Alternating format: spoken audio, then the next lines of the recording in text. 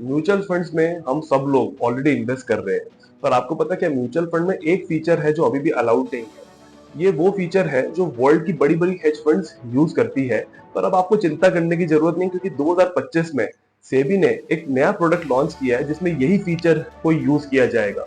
दोस्तों, मैं आज बात करूंगा स्पेशलाइज्ड इन्वेस्टमेंट फंड्स यानी कि एसआईएफ के बारे में, जो कि एक नया प्रोडक्ट लॉन्च हुआ है। और जिस फीचर की मैं बात कर रहा था वो है फ्यूचर एंड ऑप्शंस। हाँ, मुझे पता है कि आप लोगों को फ्यूचर एंड ऑप्शंस के बारे में ऑलरेडी कुछ ना कुछ आइडिया होगा, किसी को नहीं होगा।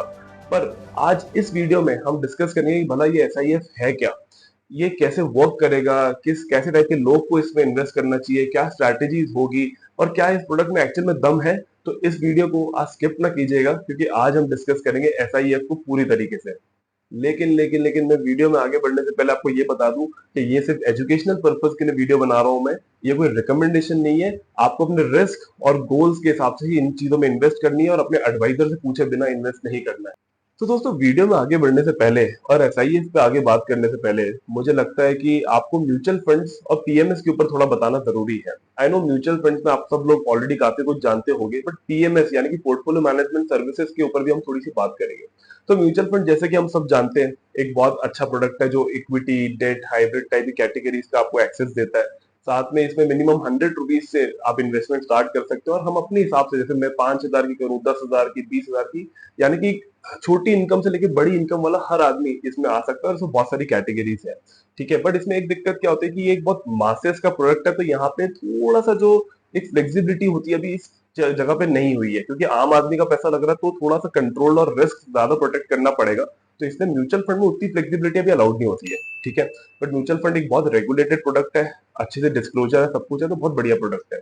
फिर दूसरा आता है पीएमएस, पोर्टफोलियो मैनेजमेंट सर्विसेज। तो पीएमएस एक ऐसी सर्विस है जो थोड़ा एचएनआई क्लाइंट्स के लिए रहती है, क्योंकि इसमें मिनिमम इन्वेस्टमेंट आपको 50 लाख रुपीज की करनी पड़ती है, यानी कि 50 लाख से नीचे तो ये इन्वेस्टमेंट लेते नहीं है।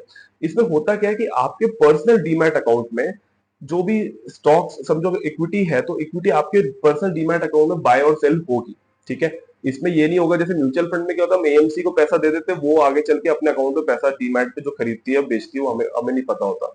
मतलब हमें पता होता है, बट हमारे हिसाब से नहीं हो रहा होता। पीएमएस में क्या होता है कि मेरा डीमैट अकाउंट खुलेगा, और फंड मैनेजर जो भी बाय और सेल करेगा शेयर्स का, वो मेरे पर्सनल डीमैट अकाउंट से करेगा। तो इसका बेनिफिट क्या होता है, इसमें थोड़ा बेटर स्ट्रैटेजीज यूज हो सकती है, थोड़ा ज्यादा पर्सनलाइज चीजें हो सकती है, ठीक है। नो डाउट जो भी स्टॉक खरीदना बेचना वो फंड मैनेजर करेगा, इसमें मैं नहीं करूंगा। बट क्या रहता है कि पीएमएस में थोड़ी फ्लेक्सिबिलिटी हमें मिल जाती है, बट इसमें दिक्कत क्या आती है, क्योंकि मेरे पर्सनल डीमैट में सारे ट्रांजेक्शन हो रहे, तो जो भी शॉर्ट टर्म कैपिटल गेन्स हो गए, लॉन्ग टर्म कैपिटल गेन्स, वो तो मुझे देने ही देने हैं। पर साथ में जो भी एसटीटी वगैरह होता है, स्टैम्प ड्यूटी होता है, जो भी बेचने खरीदने में जो भी खर्चे होते हैं, वो सारे मुझे ही बियर करने पड़ते हैं। और अब म्यूचुअल फंड में क्या होता है कि समझो मेरा जो म्यूचुअल फंड, जैसे समझो मैंने किसी भी म्यूचुअल फंड में, जैसे मैंने फ्लेक्सी कैप में इन्वेस्ट किया हुआ है। अब फ्लेक्सी कैप में मेरा फंड मैनेजर कोई स्टॉक खरीद रहा है, बेच रहा है, तो मुझे उससे कोई फर्क नहीं पड़ेगा, क्योंकि मैं जब तक पैसा रिडीम नहीं करता मुझे टैक्स नहीं देना। बट पीएमएस में ऐसा नहीं होता। पीएमएस में क्या होता है कि फंड मैनेजर मेरे डीमैट से खरीद रहा है, बेच रहा है, तो उस चक्कर में क्या होता है कि जो भी उसके शॉर्ट टर्म कैपिटल गेन है वो मुझे देने ही पड़ेंगे, क्योंकि मेरे डीमैट से हुआ है, सारे टैक्सेस देने पड़ेंगे। तो ये थोड़ा पीएमएस की दिक्कत होती है, और जो टिकट साइज है वो बहुत बड़ी रहती है। तो अब सेबी को लगा कि यार हम इस ब्रिज को कैसे करें, क्योंकि देखो यार, म्यूचुअल फंड में ऑलरेडी लोग इतना अच्छा इन्वेस्ट कर रहे हैं, बट वो चाहते हैं कि हम और थोड़ी अच्छी एडवांस स्ट्रेटेजीज को यूज करें। बट अब 50 लाख रुपए हम सब नहीं लगाना चाहते, तो क्या करा जाए। तो इंडिया में थोड़ी इनकम लोगों की अब डिस्पोजेबल बढ़ते जा रही, लोगों के पास इन हैंड थोड़ा पैसा एक्स्ट्रा सरप्लस आता ही आता है। तो सेबी ने एक ये नई कैटेगरी लॉन्च करी, एसआईएफ, जो मिनिमम टिकट साइज आपको देती है 10 लाख रुपीज का। हाँ जी, ना तो म्यूचुअल फंड जैसा बिल्कुल सस्ता, ना पीएमएस जैसा बहुत महंगा। सिर्फ 10 लाख रुपए में आप इन कैटेगरी में आज एंटर कर सकते हो, ठीक है। अब आपको क्वेश्चन होगा कि भला ये एसआईएफ हम खरीदेंगे किससे, ठीक है। तो जैसे जिन म्यूचुअल फंड कंपनी से आप ऑलरेडी म्यूचुअल फंड खरीद रहे थे, आप उन्हीं से ही जाके एसआईएफ लोगे। फर्क क्या पड़ेगा, सेबी ने बोला है कि भाई आपने ये करना है कि जो आपका म्यूचुअल फंड कंपनी का नाम है, आपको एसआईएफ के लिए डिफरेंट ब्रांड नेम यूज करना पड़ेगा। फॉर एग्जांपल, जैसे एसबीआई म्यूचुअल फंड ने अपना एसआईएफ लॉन्च किया, तो उसका नाम रखा है मैग्नम, ठीक है। तो जिससे क्या होगा कि भाई अगर मैं एसआईएफ की बात करने एसबीआई के पास जाऊंगा, तो वो मेरे को मैग्नम बोलेंगे, जिससे कंफ्यूजन ना हो। जैसे एसबीआई म्यूचुअल फंड अलग हो, एसबीआई मैग्नम जो है वो अलग चीज है, वो एसआईएफ के लिए है।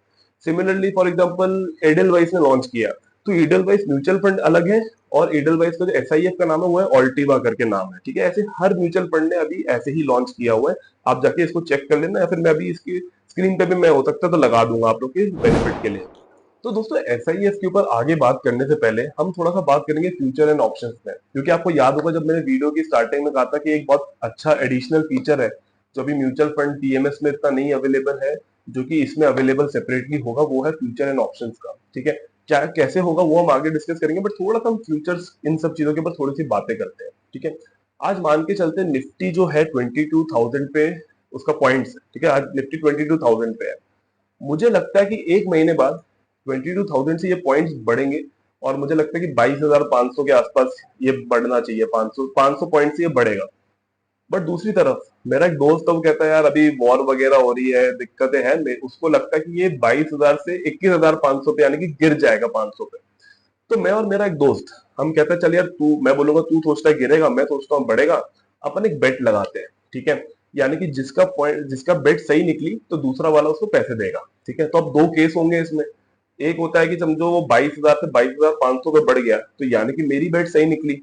तो इस केस में क्या होगा कि क्योंकि वो समझो 22,000 था, 22,000 से 22,500 हुआ, तो यानी कि 500 पॉइंट से वो ऊपर बढ़ गया, तो यानी कि ये 500 पॉइंट्स का जो ये बेनिफिट है वो मुझे मिलेगा, तो यानी कि वो 500 पॉइंट्स का इक्विवेलेंट पैसा वो मुझे देगा, ठीक है। अब वो कितना पैसा देगा मैं उतना आपको कंफ्यूज नहीं करना चाहता, क्योंकि ये बहुत कंफ्यूजिंग और ये एक अलग टॉपिक है।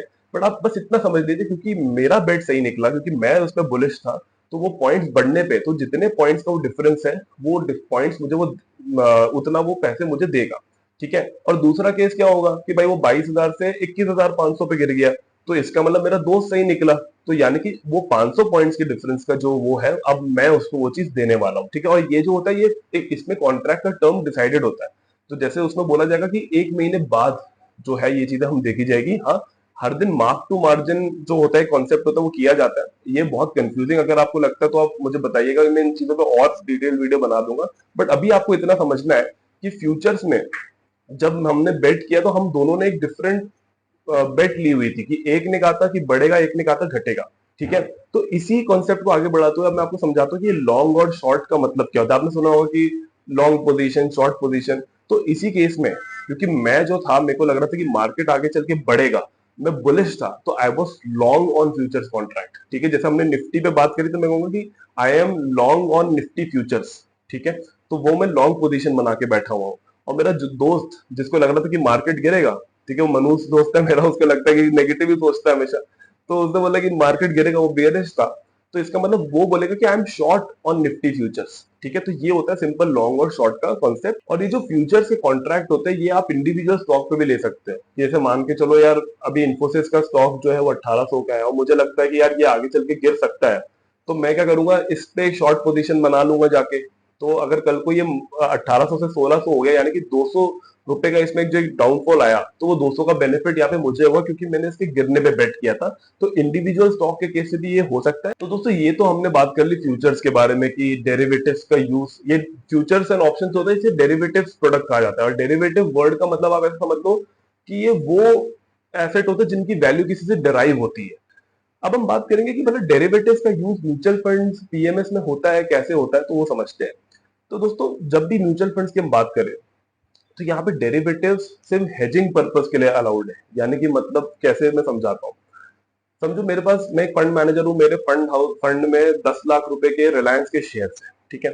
अब मुझे डर है कि यार अगर कल को अभी मार्केट में वोलेटिलिटी आ गई, जैसे अभी वॉर चल रहा है या कोई भी आगे दिक्कत आई, और मेरे 10 लाख की ये वैल्यू गिरने के चांसेस है, तो मैं क्या करूंगा, क्योंकि देखो अभी जैसे मेरे पास 10 लाख रिलायंस के शेयर है, तो I am already long on Reliance shares, मतलब खरीदे हुए 10 लाख के। मैं क्या करूंगा, रिवर्स पोजीशन फ्यूचर्स में जाके बना लूंगा, मैं 10 लाख के फ्यूचर्स रिलायंस के शॉर्ट कर लूंगा।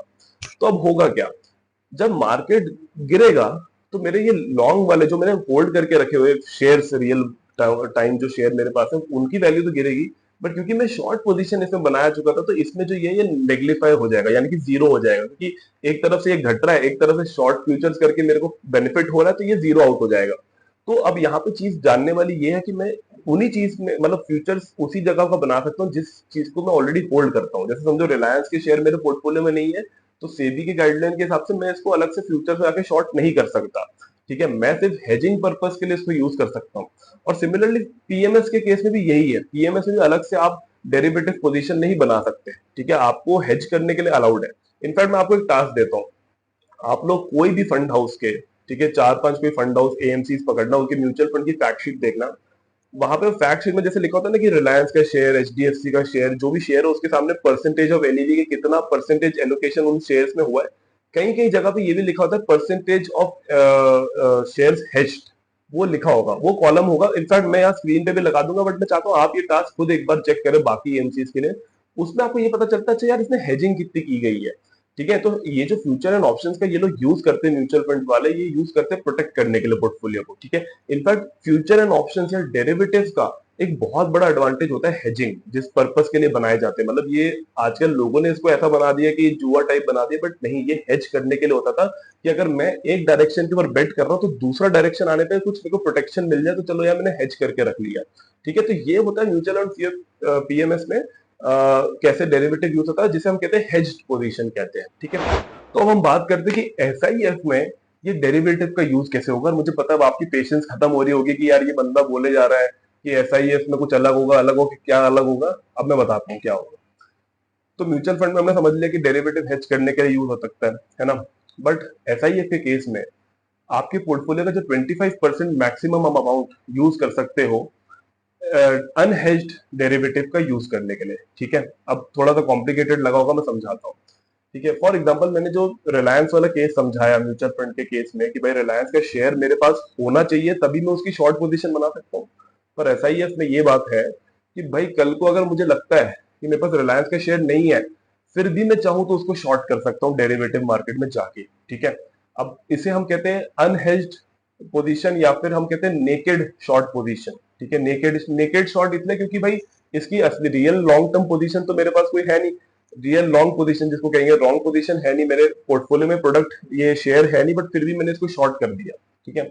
अब आपको लगेगा कि भाई इसका बेनिफिट क्या होगा, ठीक है। तो इसके एक दो केसेस समझते हैं, फायदे क्या हो सकते हैं।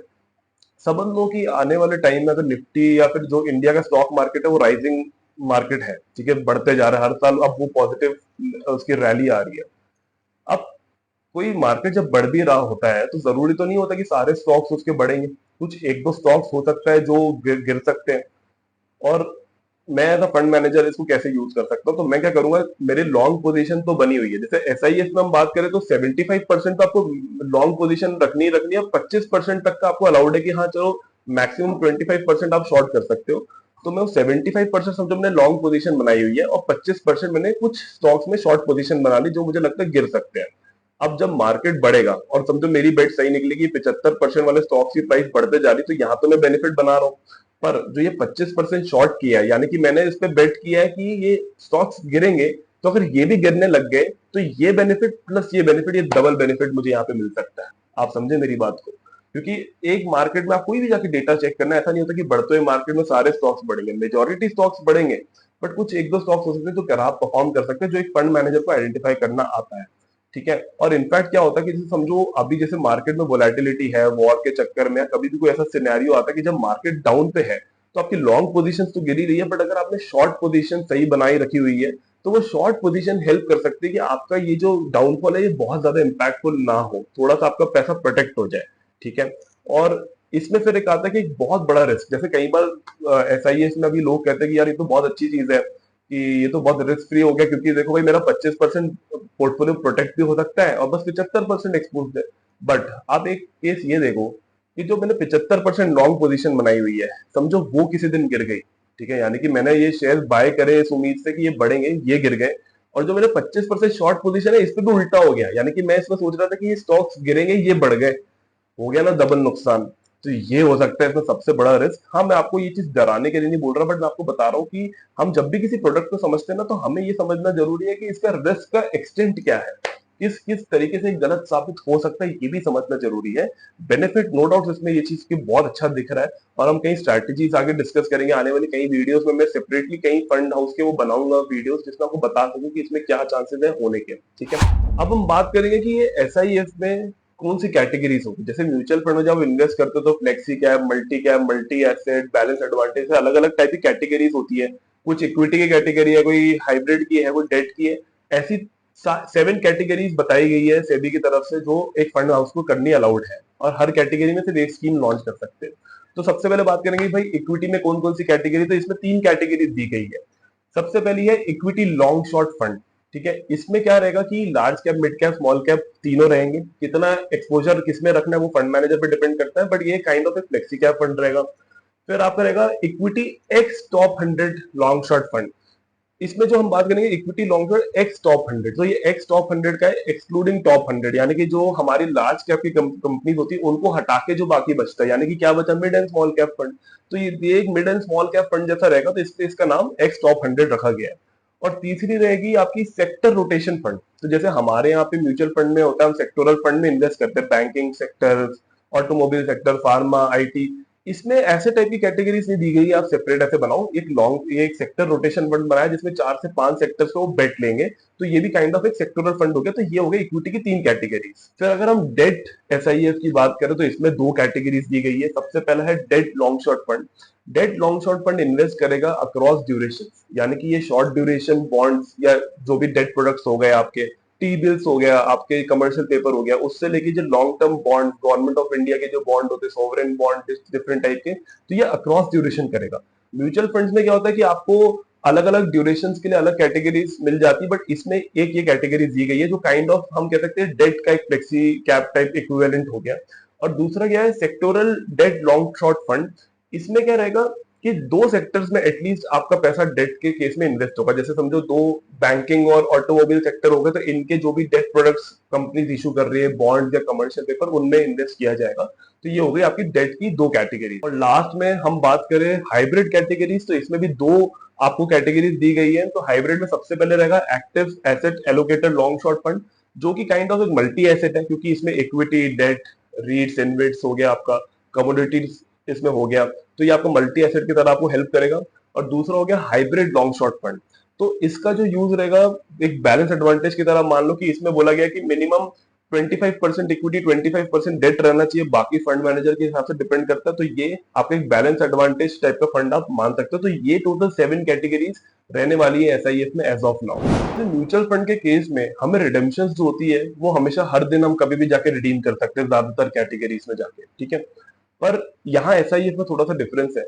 इक्विटी कैटेगरीज के अंडर आप डेली रिडेम्पशन कर सकते हो, डेट के अंडर आप once in a week redemption कर सकते हो, और हाइब्रिड में आपको 2 टाइम्स अ वीक ऑप्शन दिया जाएगा कि आप रिडेम्पशन कर सकते हो। तो ये इसमें एक बहुत बड़ा डिफरेंस होने वाला है। इसका डिफरेंस मुझे ये लगता है कि क्योंकि एक फंड मैनेजर यहाँ पे फ्यूचर एंड ऑप्शंस का भी पोजीशंस बना के बैठा होगा, तो जब समझो अगर उससे लोग पैसे रिडीम करने आएंगे तो उसको पहले तो वो लॉन्ग पोजीशन से भी पैसे निकालने पड़ेंगे, और जो उसे डेरिवेटिव करके शॉर्ट बनाए तो वहां से भी उसको पैसे रियलाइज करने होंगे। इसलिए मुझे लगता है कि फंड हाउसेस को ये टाइम दिया गया है, बट इस पे एग्जैक्ट कमेंट्री फंड हाउस की क्या आती है वो हम आगे कहीं वीडियोस में भी डिस्कस करेंगे। ऐसा ही है, इसमें आपको म्यूचुअल फंड जैसी टैक्सेशन एंजॉय करने को मिल सकती है। कैसे? अब जो प्योर इक्विटी के फंड होंगे, यानी कि जहां पे भी 65% मोर, मतलब पोर्टफोलियो का 65% से ज्यादा इक्विटी में है, तो वहां सिंपल टैक्सेशन क्या होती है कि अगर आप 1 साल से पहले पैसे रिडीम करते हो तो 20% आपका short term capital gain tax लगेगा। अगर आप 1 साल बाद करते हो तो 1.25 लाख की एग्जेम्पशन आपको मिल गई, और उसके ऊपर से आपको 12.5% का टैक्स देना पड़ेगा। जब हम डेट की बात करते हैं तो सिमिलर जो अभी म्यूचुअल फंड में हो रहा है कि 2023 के बाद इंडेक्सेशन हट गया तो स्लैब रेट पे रहता है, इसमें भी क्योंकि 35% लेस देन इक्विटी इसमें भी रहने वाला है, तो इसमें भी आपको स्लैब रेट पे देना पड़ेगा। हाइब्रिड में क्या होगा, क्योंकि 35 to 65% जब इक्विटी ज्यादातर रहती है, तो उसमें केस में क्या होता है कि आप अगर 2 साल बाद पैसा रिडीम करते हो तो आपको 12.5% का long term capital gain tax देना होता है, जिसमें आपको 1.25 वाली एग्जेम्पशन नहीं मिलती है हाइब्रिड के केस में। ठीक है, तो ये कुछ टैक्सेशन रहेगी और बहुत सिंप्लीफाइड है, इसके ऊपर से कुछ अलग चीजें नहीं है, तो ये आपके लिए बेनिफिट रहेगा। और एक और क्वेश्चन जो लोगों के मन में हो सकता है कि ये समझो मैंने 10 लाख रुपए इन्वेस्ट कर दिए, ठीक है, अब समझो वो 10 लाख के समझो मार्केट में क्रैश आया और 10 लाख गिर के 8 लाख हो गए, तो यानी कि मिनिमम क्राइटेरिया तो 10 लाख रुपए का था, अब 8 लाख हो गए, तो क्या मतलब अब मेरे को और 2 लाख देने पड़ेंगे? Answer is no. आपके 10 लाख रुपए जो है, आपने इन्वेस्टेड अमाउंट आपका 10 लाख जब तक है, तो आपके करंट वैल्यू आपके पोर्टफोलियो की जितनी वो मैटर नहीं करती, आपका इन्वेस्टेड अमाउंट हमेशा 10 लाख होना चाहिए। और एक और क्वेश्चन ये होगा कि भाई जैसे 7 कैटेगरीज है, तो मुझे क्या हर कैटेगरी के अलग से 10 लाख देने पड़ेंगे? Answer is no. अगर आप किसी एक ईएमसी के पास जा रहे हो तो आप अपने 10 लाख डिवाइड कर सकते हो अक्रॉस कैटेगरी। जैसे मैंने बोला यार मेरे को 6 लाख इक्विटी में लगाना है, 4 लाख हाइब्रिड में लगाना मैं कर सकता हूँ, बट वो होना चाहिए सेम एएमसी में। अगर मैं जैसे मैं 2-3 एएमसी में जा रहा हूँ तो मेरे को अलग अलग 10 लाख उन तीनों को देने पड़ेंगे। तो ये एक चीज जो है आपको क्लैरिफाई करनी जरूरी थी, इसलिए मैंने आपको कर दी यहाँ पे। तो अब हमने एसआईएफ के ऊपर ऑलमोस्ट सारी डिस्कशन कर ली है। अब आपका क्वेश्चन होगा कि क्या एसआईएफ आपके लिए बना है कि नहीं बना है, क्या आपको एसआईएफ में अभी इन्वेस्ट करना चाहिए नहीं करना चाहिए, तो वो हम डिस्कस करते हैं। तो सबसे पहले मैं बात करूंगा कि एसआईएफ के बारे में किसको अभी नहीं सोचना चाहिए, किसको अभी इन्वेस्ट नहीं करना चाहिए। सबसे पहले एक बिगिनर इन्वेस्टर, यानी कि मेरी अभी लाइफ में नई जॉब लगी है, ठीक है, मैंने अपनी लाइफ में अपनी करियर शुरू किया है, या मैं बहुत अभी इनिशियल स्टेज में हूँ अपने करियर के, जहां पे अभी मैं अपना इमरजेंसी फंड बिल्ड कर रहा हूँ, ठीक है, मैंने अभी तक म्यूचुअल फंड इन्वेस्टमेंट वैसे ही स्टार्ट नहीं करी है। तो उन एक जो एक न्यू इन्वेस्टर्स हैं उनके लिए अभी आने की इसमें जरूरत नहीं है, उनको थोड़ा सा रुकना चाहिए। हाँ, कुछ केसेस एक्सेप्शनल हो सकते हैं कि आपके पास ऑलरेडी आप स्टूडेंट लाइफ से इन्वेस्टिंग करते आ रहे हो और आपको काफी अच्छी नॉलेज है, उनको उनकी मैं बात नहीं कर रहा, बट एक एवरेज इन्वेस्टर जिनको कुछ नॉलेज नहीं है उनको भी नहीं आना चाहिए। दूसरा, अगर आपको म्यूचुअल फंड में ही इन्वेस्ट करते हुए 5 साल से कम हुए तो आपको नहीं आना चाहिए। क्यों? क्योंकि ऐसा ही है, म्यूचुअल फंड से एक एडवांस प्रोडक्ट होगा, ठीक है। तो हम एडवांस पे तब जाते हैं ना जब हमें बेसिक्स ही हमारे क्लियर नहीं होंगे, तो हम एडवांस पे कैसे जा सकते हैं, ठीक है। इनफैक्ट कई लोग का ये क्वेश्चन हो सकता है कि क्या हम अपने म्यूचुअल फंड में से पैसा निकाल के यहाँ डालें? नहीं, बिल्कुल आपने ये नहीं करना है। स्पेशली अगर आप इक्विटी म्यूचुअल फंड पे अभी अच्छी पोजीशंस बना के बैठे हुए हो, आपको कोई पोजीशन वहां से निकाल के अभी नहीं करना चाहिए। हाँ, एडिशनल कोई पैसा आता है तो उस पर हम बात कर सकते हैं कि आप कैसे यूज कर सकते हो, बट यहाँ पे आपको नहीं करना है। और तीसरा, जिनको मार्केट वोलेटिलिटी से सबसे ज्यादा डर लगता है, स्पेशली जैसे अभी जो वॉर टाइम चल रहा है, जैसे अभी ये वीडियो जब मैं बना रहा हूँ तो यूएस ईरान वाला वॉर चल रहा है, अभी हम कब 3 अप्रैल की बात है ये अभी। और जो लोग इन जनरल मार्केट में जल्दी पैनिक करते हैं, जो कहते हैं यार मेरा पोर्टफोलियो नेगेटिव रिटर्न पे क्यों है, ठीक है, जिनसे शॉर्ट टर्म लॉसेस नहीं झेले जाते कि शॉर्ट टर्म वोलेटिलिटी, उनके लिए भी अभी ये प्रोडक्ट नहीं है, ठीक है। तो ये तो हो गया किनको नहीं करना, किनको आना चाहिए। देखो, जैसे कई लोग हैं कि जो लोग बहुत एफडीज में इन्वेस्ट करते हैं, बट और एनबीएफसी के एफडीज में जैसे लोग इन्वेस्ट करते हैं, तो अब क्या हो गया कि जब से आरबीआई ने रेट कट करा तो एफडीज के जो है ना रिटर्न्स कम होते जा रहे हैं। तो अभी एसआईएफ के केस में ऐसे कई अच्छी कैटेगरीज, कुछ एक दो स्कीम्स निकली जिसमें चांसेस है कि वो 2-3 साल में आपको एफडी से अच्छा रिटर्न बना के दे सकते हैं। अगेन, कोई गारंटी नहीं होती, इसमें आपको स्टडी पूरा करना पड़ेगा, हम उस पर वीडियोस अलग से बना देंगे। बट एक एफडी के लिए भी अच्छे ऑल्टरनेटिव प्रोडक्ट्स आ रहे हैं, बट एफडी भी उनके लिए कह रहा हूँ जो अच्छे पुराने इन्वेस्टर्स है, जो ऑलरेडी कई टाइम से इन्वेस्ट करते आ रहे हैं, थोड़ा म्यूचुअल फंड्स की नॉलेज रखते हैं, उनके लिए एसआईएफ में आना ठीक है। अगर आपके पास एडिशनल 10 लाख रुपए पड़े हुए हैं, 10-20 लाख, आपको लगता है कि आपको कोई यूज नहीं है, आप म्यूचुअल फंड में ऑलरेडी कहीं कैटेगरीज में इन्वेस्ट कर चुके हैं और अब आपको है कि नहीं यार मेरे को इसे अलग जगह अलग स्ट्रेटेजी में लगाना, तो आप यहाँ पे आ सकते हैं। तो ये कुछ टाइप के इन्वेस्टर्स है जिनके लिए एसआईएफ अभी जरूरी रहेगा। बट मैं कहूंगा देखो, म्यूचुअल फंड में क्या होता है ना, आप डायरेक्ट इन्वेस्टिंग कर लेते हो, क्योंकि ठीक है आप जैसे मैं 5,000 की 10,000 की एसआईपी के लिए मैं किसी के पास ना जाऊं, बट एसआईएफ के केस में बहुत जरूरी हो जाएगा कि आप किसी से कंसल्ट करके ही उसमें इन्वेस्ट करें। क्योंकि अगर आप एक सिंपल कैटेगरी भी लोगे ना, तो उसको चलाने का तरीका सबका डिफरेंट हो सकता है, क्योंकि ये जो 25% शॉर्ट पोजीशन जो बनाने वाला है, वो शॉर्ट पोजीशन सब अलग तरीके से बनाएंगे। हाइब्रिड में सब बहुत अलग तरीके से खेलेंगे। इनफैक्ट मैं आने मेरे को अभी सब्सक्राइब आप कर लेना, क्योंकि मैं अपने आने वाले वीडियोस में ये भी बनाऊंगा कि हर जो एएमसी ने लॉन्च किया उन्होंने भला क्या लॉन्च किया हुआ है, ठीक है। तो ये चीजें जानने के लिए जरूरी था, तो ये था किसको इन्वेस्ट करना है किसको नहीं करना है। तो अब अगर हम एसआईएफ के बारे में कंक्लूड करें, तो अभी हम रिटर्न्स के ऊपर इतने बात नहीं कर सकते, क्योंकि अभी 6-7 महीना पुराना ही ये स्कीम इसकी पहली लॉन्च हुई है। तो रिटर्न्स पे तो अभी हम बात नहीं कर सकते। नो डाउट कुछ एएमसीज ने बैक टेस्ट किया है कि अगर हम 5-6 साल पहले लॉन्च करते तो हमारा क्या सिनेरियो होता, तो वो भी हम चेक कर सकते हैं, आगे वीडियोस में डिस्कस करेंगे, आप खुद भी चेक कर सकते हैं। दूसरा ये है कि अभी मान के चलिए अराउंड 8 to 10 एएमसीज ने ही एसआईएफ लॉन्च किया है, अराउंड 13 स्कीम्स लाइव है, ठीक है। बट 6-7 महीने में ही ये 9700 करोड़ के आसपास का इसका एएम हो चुका हुआ है, यानी कि लोग इसमें इंटरेस्ट तो दिखा रहे हैं।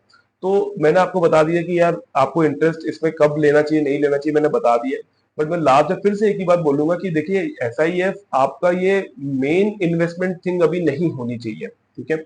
फॉर एग्जाम्पल, मैं एज एन इन्वेस्टर अगर मैं म्यूचुअल फंड ले चुका हुआ हूँ, मेरे को उसके बारे में नॉलेज है, ठीक है, मैंने और मैं इन्वेस्टिंग पॉइंट ऑफ व्यू से बात कर रहा हूँ, मैं यहाँ पे इंश्योरेंस एफडी अभी हटा रहा हूँ, जो मेरे प्रोटेक्शन और इन सब रिस्क वाली चीजों की बात नहीं कर रहा, मैं इन्वेस्टमेंट पॉइंट ऑफ व्यू से कहूँ कि ऑलरेडी मैं मेरे म्यूचुअल फंड में अक्रॉस कैटेगरीज जैसे इक्विटी, हाइब्रिड, ग्लोबल फंड्स में मैंने इन्वेस्ट करा हुआ है, मेरे ऑलरेडी पोर्टफोलियो बना हुआ है।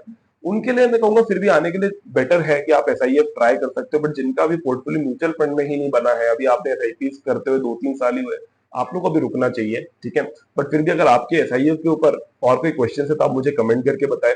अगली वीडियो में मैं कौन सी स्ट्रैटेजीज डिस्कस करें, कौन से फंड हाउस को डिस्कस करें, या एसआईएफ के अलावा और कौन सा टॉपिक करें, मुझे कमेंट करके बताएं। मेरा माइक वगैरह सही चल रहा है नहीं चल रहा, मुझे ये सब भी कमेंट करके बताएं, क्योंकि आपके फीडबैक से ही हम आगे लाइफ में ग्रो कर सकते हैं।